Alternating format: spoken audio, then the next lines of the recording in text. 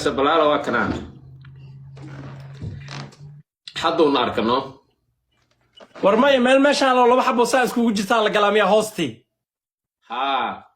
hoosti ani la isku maleyn jiray hoosti qof waa soo qabsan kartaa no yaa soo qabsanaa maya marka qof soo ana hadda waa ii soo bixi waay listiga dhan asxaabta friendiska aan ee live ku jirta waa ark adigu waa ku waay adoo ka xirnaa in lagu soo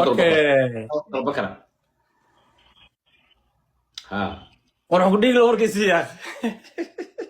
walaalkay dhigo waa idin dhegaysanaayo waa kaftabayseen si fiican inkastoo kaftanka wax yaraa ka khaldanaano soo tuur maya lama rabo moogtahay niman ragaa tihiin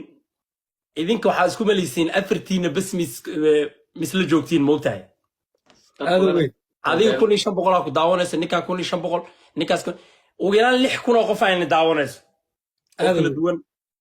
soo marka dadka ixtiraam ay leeyihiin waxyaabahan ma taqaanaa oo laga fiican yahay in gabar la isku tilmaamay in rag lagu tilmaamay waxaas ani waa ka soo horjeedaa kulli inta iniga weynahay waay si fiican idinka caadi idin la noqoto laakiin ma dhamaysatay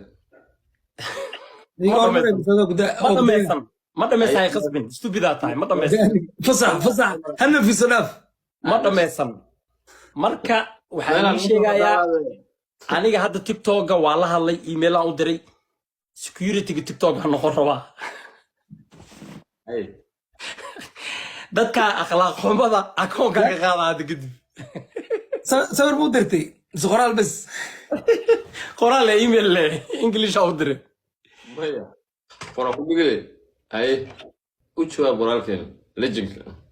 iga hormarada iga daweyne soo dhow wadhawe Wastrat hay adigu way anagu afaareyna soo gal ma way dhigi kartaa anigu way caan kirsin adartiin ma muka caynaylo anaga dadweynaha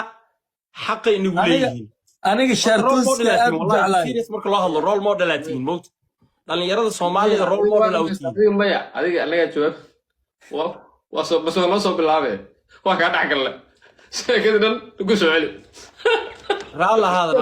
my life ka nidaamkiisa ma aqaani waa iska hadlaa may balaan hal mid aan ku sheegaa Soomaaliga iska hor dhigtay dhaxgal asuul hadda soo bilaaba yalla